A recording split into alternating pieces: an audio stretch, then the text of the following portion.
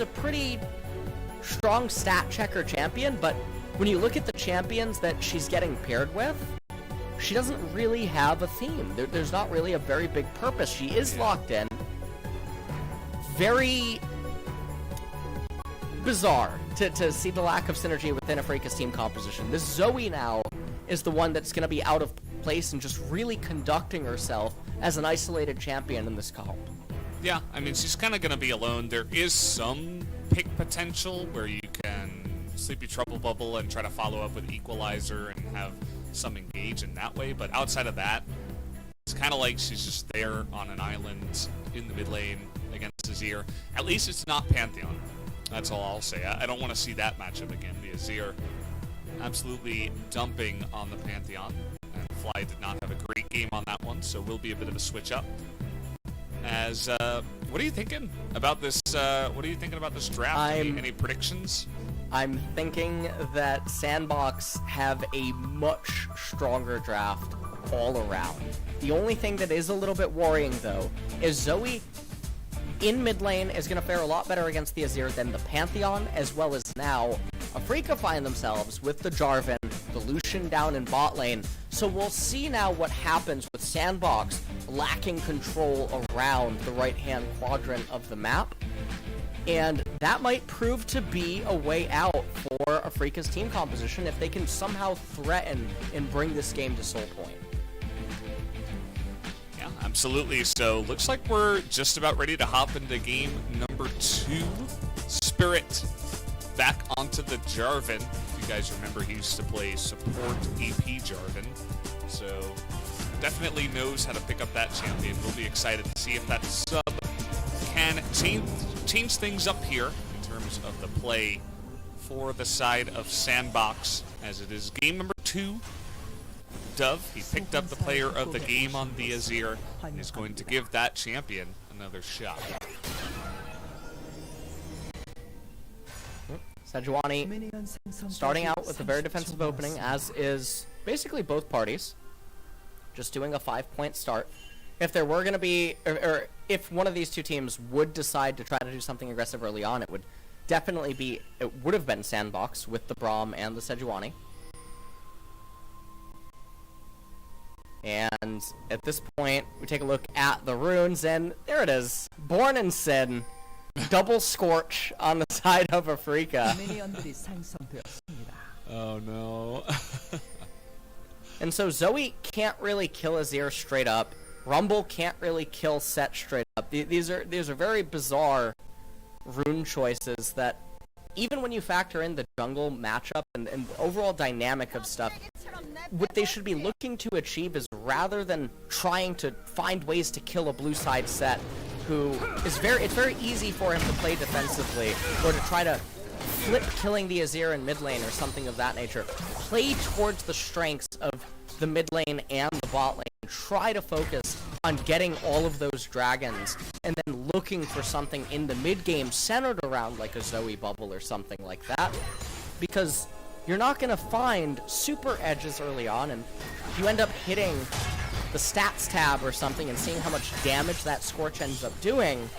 It's just not worth it, especially because you eventually get to Gathering Storm, and it's not like Gathering Storm is anything to scoff at the later stages of the game, and it does something.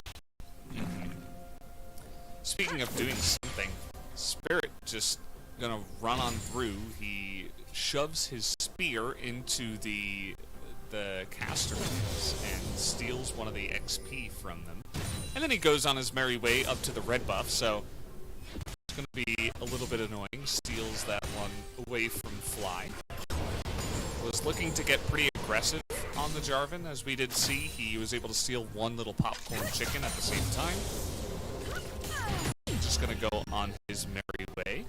Bottom lane is kind of interesting. We don't get to see Alistar all too often, but Jelly definitely a guy that has tried his hand at the cow from time to time. And so I'm curious to see if he can actually make that work, as Dove just gonna face check into the brush, the flash into the Shurima shuffle, but will be able to get him to safety. He's able to fade that gank. Sejuani is actually going to be the one finding herself with the CS advantage, but Jarven obviously going to be able to get over to the Scuttle Crab. Still does have Zoe in mid lane, and you can see that Punch is actually making his way up to top lane, perhaps anticipating Jarvan's arrival, and this would be a fantastic counter gank if it would end up working. Oh man. Oh, I think it is going to work. Oh, they're going for a dive, actually. They should be able to pick up this kill, but now Spirit should be able to get Lonely down. Let's see, though. Goes for the flag and drag, picks up the kill, and now a level up here on the Punch is going to be frozen up. So it ends up being a 1-for-1, but KIIN doesn't get an assist, and KIIN immediately teleports back in. We'll see what Lonely's response is going to be. Now, Punch has enough HP to actually stick around, and you can see actually a ping goes down onto the mini-map, and Jarven is not still here, but you can see Lonely playing it really safe, going boots plus no magic mantle, wants to get to the Merc Tread, super value against the Zoe and the Rumble. As they go for the dive, it was a really bizarre sequence of events. Sejuani wasn't the one to be tanking turret aggro, utilizing the aftershock, and so eventually Sett ended up going down. Not the end of the world though by any means. Getting advantages on Sett when he's such an integral part to the mid-game teamfights is super good. Yeah, and a lot of the reason why they were able to even set up the gank is because one-on-one, KIIN actually underestimated the Sett and flashed away, had to flash from the Haymaker, and that just means that he's a sitting duck on the Rumble that doesn't have all that much mobility, of course. His Fly is looking to get aggressive there. He had the GLP, but not really going to happen. A Spirit really liking the popcorn chickens of Punch. He says, these are mine, actually. Well, he's going to be able to get it. Punch not able to go in there, even though he did have Smite available. Doesn't have any vision over the camp. And so as it stands elsewhere, though, everyone is pretty much playing pretty safe in Standard. Nothing too chaotic happening. We have a bot lane reset occurring. And top lane, surplus of many minions. Now, Lonely's going to hit level 6 on that minion as the camera panned away, and this means that Punch, with the size of that minion wave, going to be able to move up here. Now, they want to do this before the melee and the cannon both end up dying. I believe that would give 6 to KIIN, even though he hasn't ate some of the... Oh, actually, gets it on the melee. Oh, and that's perfect timing. As you mentioned, he's going to be able to push that one out. Spirit is not here because he's taking the Infernal Drake. KIIN says, well, I'm going to try to take some of these as well, I suppose, if you're going to help me out with that. Can lose the wave and just take the jungle camp, I suppose. Shouldn't get too far behind. So getting the Infernal Dragon for Afreeca, it is really valuable. Even if the stats don't mean a whole bunch early on, it's going to help them in mid-transition once the game gets to that point, because they need as much ammo as they can possibly get. Now, Ocean Dragon was rolled second, so this does mean that 50% of the time, we can get a really bad move. If Cloud Dragon comes up next, it's pretty disastrous. Jelly trying to go for a trade. Now, Mystic and Jelly are getting some nice sizable advantages down here on their own in bot lane. I think currently going to be up about 11 CS after Kai'Sa gets all of the minions. Also has a turret plate. And Spirit actually loses the smite fight over the red. Punches, I believe, beating him in experience. Yeah, I mean, after taking that camp, you would have to imagine that he does gain the advantage there, but there's a lot of stuff for him to farm in his own jungle. It's going to take him a while to get through all of that, actually. He does want to get in there. Could also hand off blue to the Zoe. We'll have to see where exactly he's going to attack first with the... he's actually going to come in here and smite the minion. He's been really loving these chickens, by the way. He's going up to his own chickens. And he's going to say, yeah, that will get me 6, and now I will start to make my move. Maybe trying to avoid vision by going straight into the pit, but this is already pinged out by the side of SANDBOX. It is going to be warded here. And Afreeca just trying to get this Rift Herald. Again, just like in game number 1, it's super important to use that Rift Herald in order to get damage onto that mid-tier 1 turret of Azir, because otherwise you don't have a reliable way to ever take it at any other point in the game. This time around they do have a Zoe, which with her bubbles and her paddle stars, it can help with sieging. You also do have the equalizer and things of that nature, but now taking a look at the XP, Afreeca actually in the lead in several spots. Now Lonely waiting for this giant minion wave to come in. They're sharing a lot of XP. Punches here. Jelly doesn't have 6. Jelly so if they try... Punch just got 6 in the brush, but it is going to be warded out. So they spot Punch, and no summon on Shelly, actually. I mean, they still have 5 minutes, so they can take their time with that. Well, they crash the bot wave, and then they initiate a recall. They're now trying to match the one from Afreeca, but they're really far behind on tempo while doing this. You can see Afreeca now are actually recalling. I'm not sure if they're gonna go back bottom and just have KIIN move up through mid lane and then make his way back to top, or no, they're gonna move back up to top lane. Bilgewater Cutlass now complete on the Lucian, Haunting Guy's first item for KIIN up there in top lane. Now, the thing about this is it means that neither team will be in close proximity with their bot laners for the next dragon, which is a little bit surprising because if you're Afreeca, you want to be the one to take that Ocean Drake and then pray that the 50% roll goes your way and that Mountain comes up next so that you can try to threaten Mountain Soul really early. Absolutely. And we will see if that does pan out for them. We do see that KIIN and Spirit were making the way towards mid, as really not much is happening as it currently stands. The junglers just going ahead and farming. Everybody extremely even on CS, by the way. If you look down at the bottom, it's only a gap of 1 to 3 CS in every single lane. So very even game so far when it does come to that. Of course, the Drake a slight advantage to Afreeca so far in this one. 20 seconds until that Ocean Drake is up, as Root just idly attacking this minion wave, taking a little bit of damage from the minions, not too much though.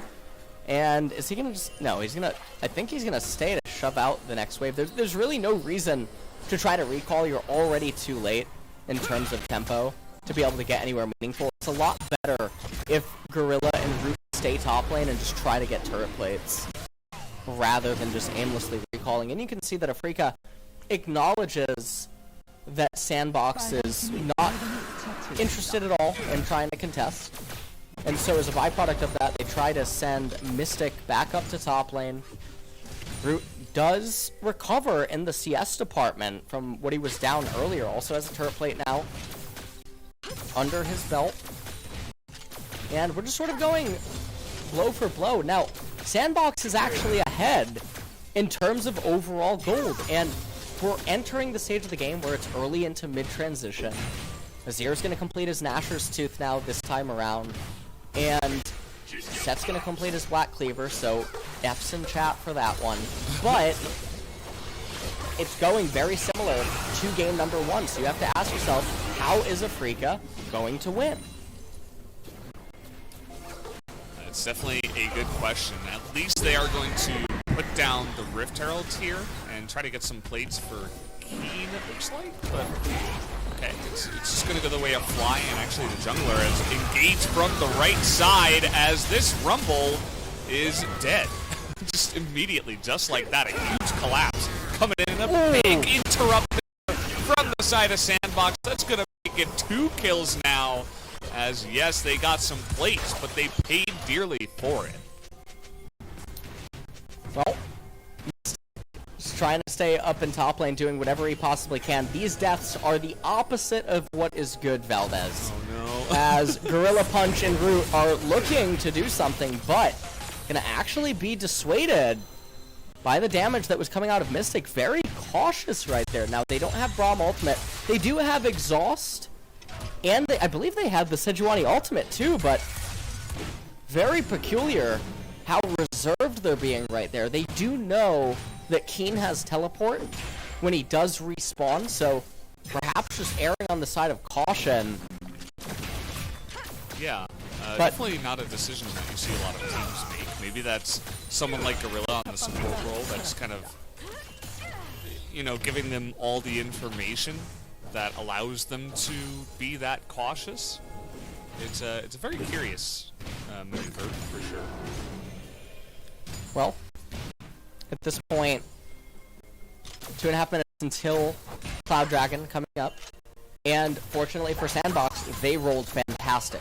That Cloud Dragon poses no threat to them whatsoever, which means that unless the stars really align for them to be in a good spot, have lane states in a good spot, and it to be a good idea for them to move over and try to contest it or just capture it freely, they're fine now to just sit back and be like, okay, we can wait another 7 minutes actually, get more core items, increase the percentage chance that it's likely that we're going to win a team fight, and then Afreeca, again, they're staring at a bomb that is going to go off, and they don't have a real solution to it, and now Zoe ends up being exposed in this team comp because she's the only one that can actually do anything, but she doesn't have a team to protect her and allow her to do what she wants to try to do. So it's a very awkward situation to be in. It's only a 1,000 gold lead, but it really can't be understated that SANDBOX are really far ahead.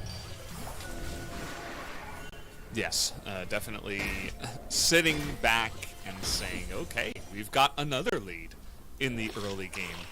Let's do what we did in game number 1 and sit back, farm, allow Dove to eventually scale up. They have Root and a lot of hard CC to get into backlines. Root already with 1 kill. Things are just going fantastically here for SANDBOX, and this is a great turnaround for them. I mean, we were talking about how things looked really dire, and Summit wasn't even playing, and how it just did not look great for them in recent times. They're down there towards the bottom of the standings, but coming in here and defeating Afreeca, if they do close this game out, that would be a huge positive mark on their record. Well, let's see if they can manage to do that. It's a very big victory for them, especially because Afreeca is on the left side of the standing. This isn't a victory that SANDBOX probably would have been assumed to be able to get early on. As many viewers, myself included, probably came into this thinking, well, Afreeca should be the clear favorites for today's match, and yet here SANDBOX is, they're up 1-0, they're in a really good position here in game number 2 to win this. And if everything just keeps going and coasting at the rate that it is right now, all that's going to happen is very similar to game number 1. There's going to be a mid-game explosive team fight. SANDBOX likely going to be the victors, unless something goes catastrophically wrong. Yeah, we'll have to see how the game plays out. Of course, there's still room for some human error when it does come into this one. The Cloud Drake is available, and you can see that SANDBOX is actually favoring this. They get the push down on the bottom side. And Afreeca's nowhere near, so just going to give this one away. As you mentioned, even if Afreeca did get this, it's really not a big deal at all. No. Even if they're on Cloud's soul point, it's like, okay, sure, we can get other objectives, but I feel like SANDBOX is just saying, we might as well get this one. They leave a little bit of damage to be gone onto the top turret, but it's probably going to fall anyway. Lucian will get some solo farm up there. Notice that Jelly not going to steal any of that XP. And now, I believe, we are slowly settling into a lull state. We are. And what would you like to talk about today, Val? Well, we talked about Animal Crossing yesterday. We did. I actually, I got it yesterday. What? After the cast ended.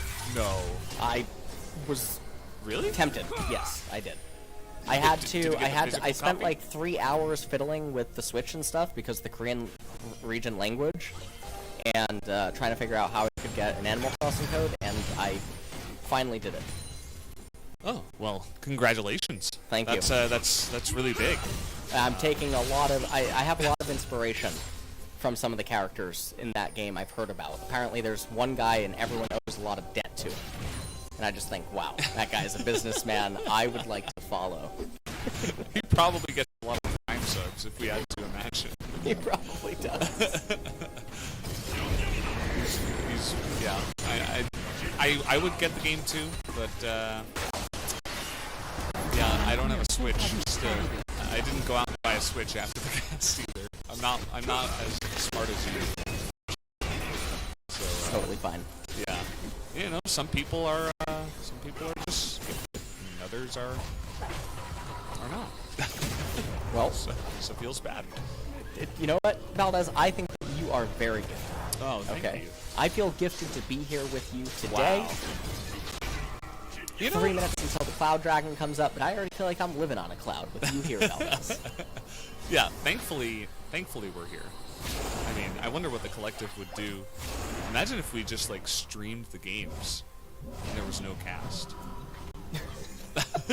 Just, like during the lull state, I think the collective would just explode. I think the collective would start analyzing what's going on. You think so? Yeah, I do believe they would understand. Yeah. As right now, I mean, what they're understanding in this game is that ping pong is happening for the last 2.5 minutes. You know what I think they might analyze is they're probably saying, you know, they have to push the lanes back because you need to pressure the objectives. Because that's how you win. Right? That's... Yes. Yeah, I think that's... I do believe that is correct. So, if you're a Afreeca right now, and with every moment that passes, the enemy team gets stronger than yours, what are you thinking right now, Valdez, when you mindlessly push each wave back and forth over and over and over and over? That's spelled with O-V-E-R. What do you think? Okay. Well, is there an option not to think?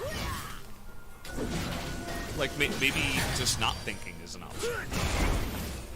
Do you suppose that could be a thing? As the problem is, Afreeca, they can't just randomly start Baron. And anytime blue trinkets are available, or if SANDBOX is in close proximity, it's never going to be a real thing. If you disappear too long from any of the lanes, then SANDBOX can use deductive reasoning, conclude, okay, they're probably somewhere around river. Can we approach the Fog of War as if we're expecting them to be in X, Y, and Z brushes or locations? And of course you can. And so, it's really problematic right now for Afreeca to come up with anything meaningful. And because SANDBOX got the last dragon, it means that Soul's not even coming up. And interestingly enough, this could be a 4 Cloud Drake Cloud Soul, which is a Crown Soul. So, if Crown Soul goes over, that's really interesting. 40% ultimate CDR is not something that we normally get to see all that often in the LCK, or any region for that matter. Yeah, I mean, it's rare that teams will favor it so hard to the point, and it's rare also that teams give up the first 2 Drakes and then get 4 in a row. Which generally, if you're ahead, you're going to get Drakes, you're going to be able to snowball them and at least pick up 1 along the way.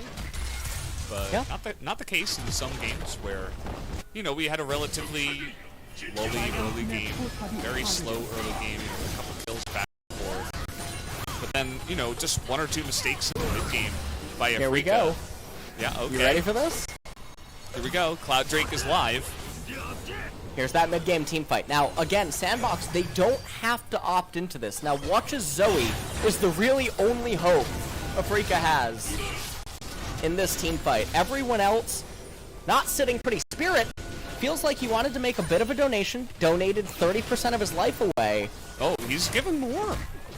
Oh, man. He's at 50%. Yeah. And you mentioned how Zoe, okay, it's going to go the way of Sejuani. The Cataclysm into Flash play is going to be the play here for Spirit. Punched it so good he stole it twice. Nicely done, getting into that backline. Now they burst down KIIN. He's immediately going to go down. Nice knockup by Jelly. He's going to find 4 of them. Can they actually get into this one? The Azir, though, into the backline, and Mystic, not having enough room, is going to put that culling out, but he doesn't have enough room to just go front to back here, although we did have Zoe finally snipe out the Bruam as a flash forward there, not going to amount to much. The shield coming in onto Mystic, and now SANDBOX say, okay, we got the Drake, let's just get back. Well, this is, it's time to return the script to G-Sun, Valdez, as, I do believe that that's probably all that she wrote in this game. Second dragon, I mean, the dragon itself isn't what happened, it's that this is going to be the closest that these two team compositions ever are in terms of a straight-up team fight. And you can see, it's really the Zoe show in this game. Lucian can't do anything. He can't get close quarter combat. Mystic was trying his best to deal everything that he could. What is Jarven really going to do against this team composition? Kaisa able to make use of both of her modes. She can either shred through everything that's in front of her, or she can eventually dive onto the backline. And if you're not protecting Zoe, Kaisa will just light her up. And that is a really big problem. There's no one to kill Sett. You give him full stack Haymaker in any team fight that you're going to take because of the Rumble and the Jarvan. Lucian can't even focus him. Sejuani is just a Leviathan that Afreeca has no answer for. There's no getting onto Azir. It all comes down to one small... is Zoe a child, or is she like 1,000? Yeah, she's like 5 billion years old or something. Alright, thank you for saving me on that one, Valdez. No, and you know, it's a question, again, like, imagine if they had some kind of scaling AD carry, something with range. I feel like, you know, it still wouldn't be ideal as a full team comp, but I'm really not sold on the Lucian myself, especially straight into, what was it? It was Kaisa, Sett, and Sejuani as the first 3 picks, and then they picked Lucian.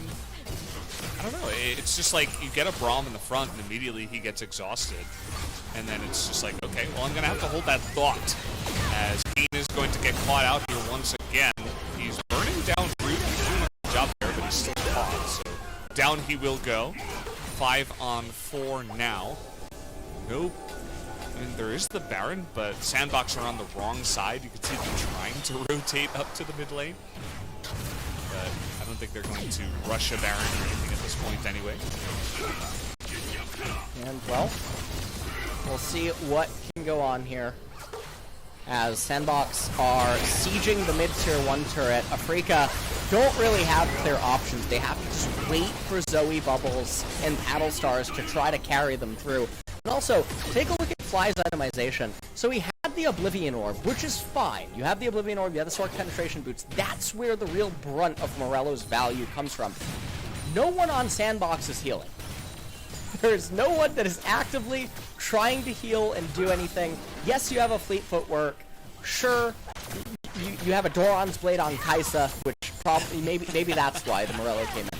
But Fly, in a lull state right now, completed into Morello, and it serves no purpose. And it's really staggered his build, because it means that he's not going to get another meaningful item before the next major team fight that inevitably will bring the game to full point. Yeah, I mean, just putting it into simple terms, 1,400 gold that was used to turn Oblivion Orb into Morello could have been used to jumpstart his next item. Right. And so now, with the Blasting Wand, he has the Blasting Wand already. He has a Dark Seal, which he could sell at any point. A Corrupting Potion he could sell at any point.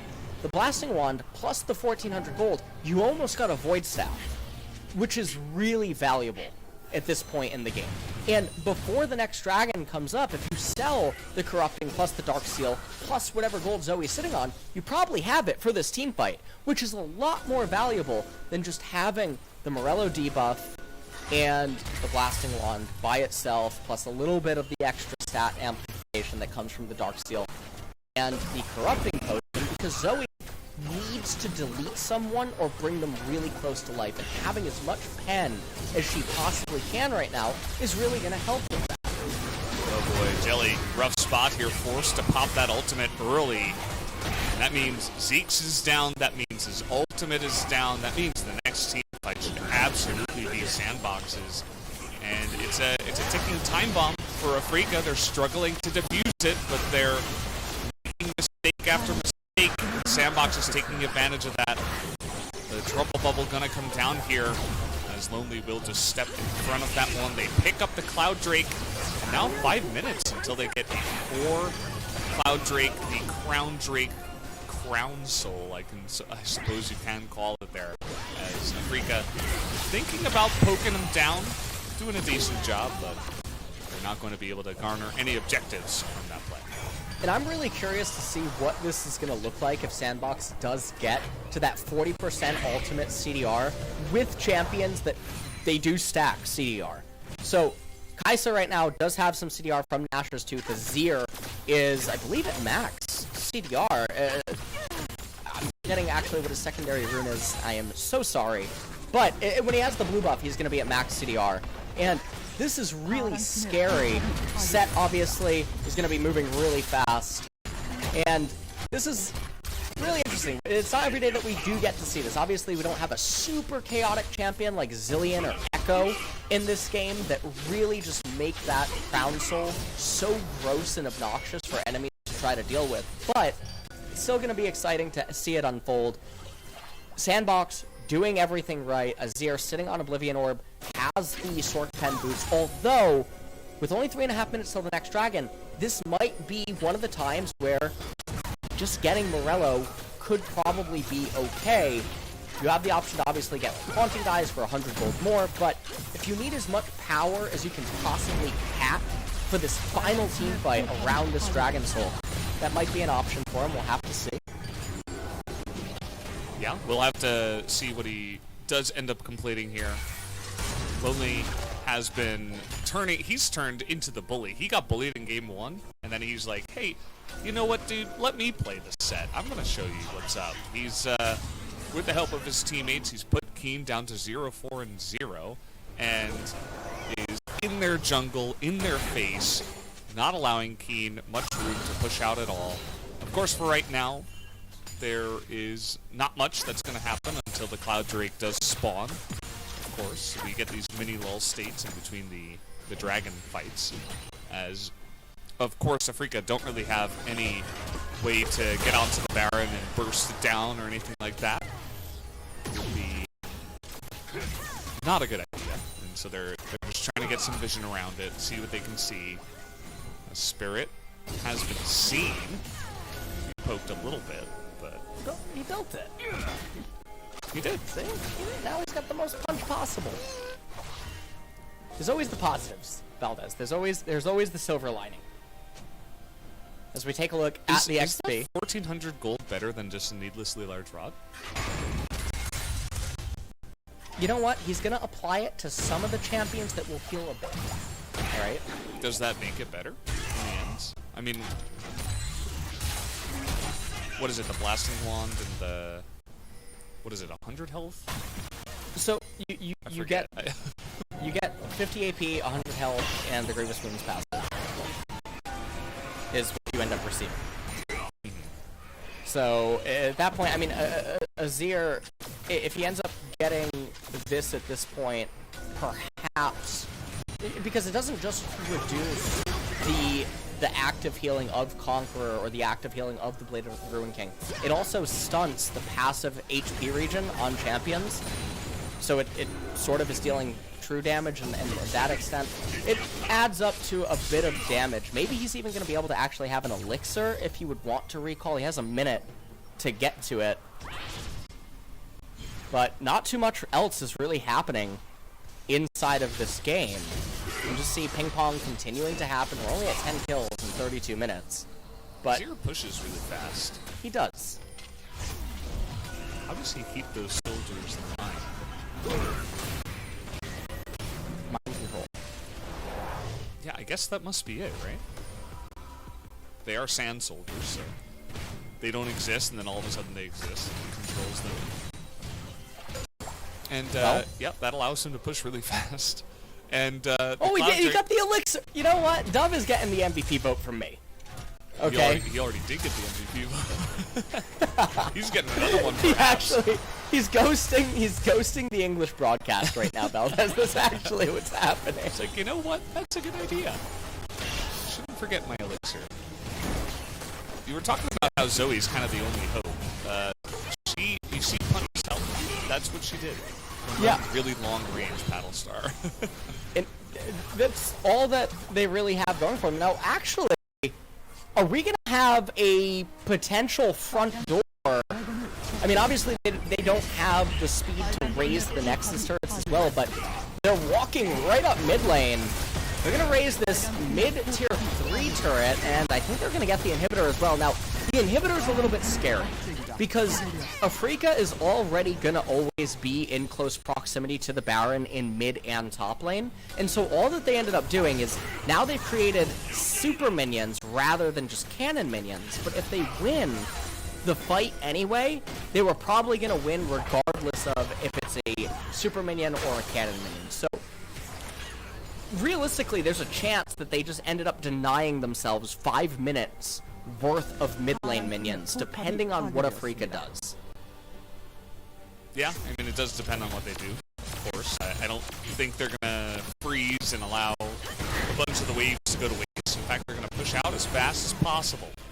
They've got a big flamethrower. They have to use it. And they're going to do that. They're going to move over to the Baron here and try to deny some vision, try to get Zoe some use, but it might just be an exercise in futility at this point. Dove and Gorilla hanging around here as 5 members of Afreeca look to engage, but Punch coming in from behind. They're trying to go in the front side here. Big equalizer into the backline. Dove. Oh, what a really perfect stopwatch as KIIN is desperately trying to do it. It doesn't matter how well he plays because he's still going to get dominated at this point in the game.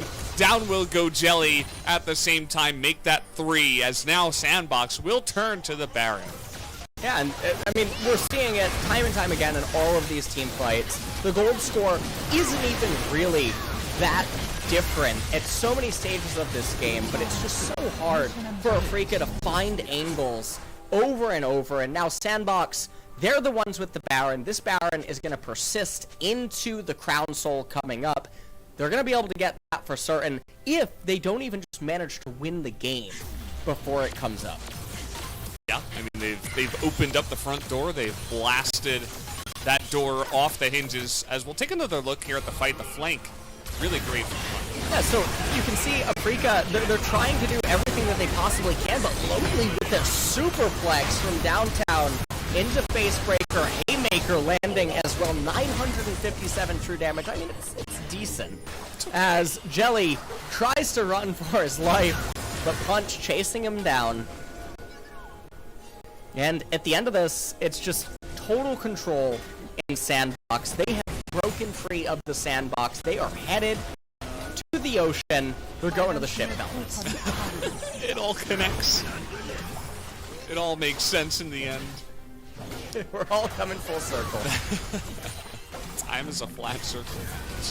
That's what we're doing here. And we've definitely seen this before. As Equalizer is going to come down. It'll clear out 1. But it will not be available for the next fight.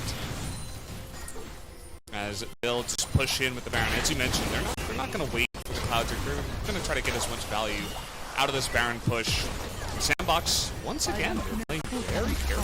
It feels like, to be honest, they've spent the last 2 days of LCK hiatus. And they've done exercises in how to slowly play games. They were just so fast and loose before that it definitely does look like a bit of a different SANDBOX here in the series against Afreeca. It really does.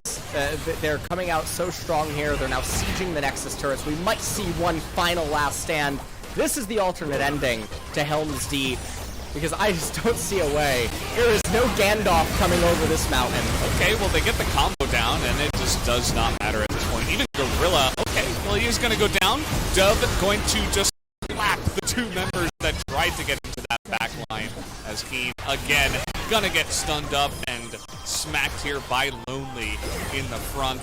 Not gonna be able to save that damage onto Punch's. Fly is desperately trying to do something in this game, but is not going to be able to, as even the Trouble Bubble is going to miss. And down will go the Nexus, as SANDBOX will take the 2-0. They get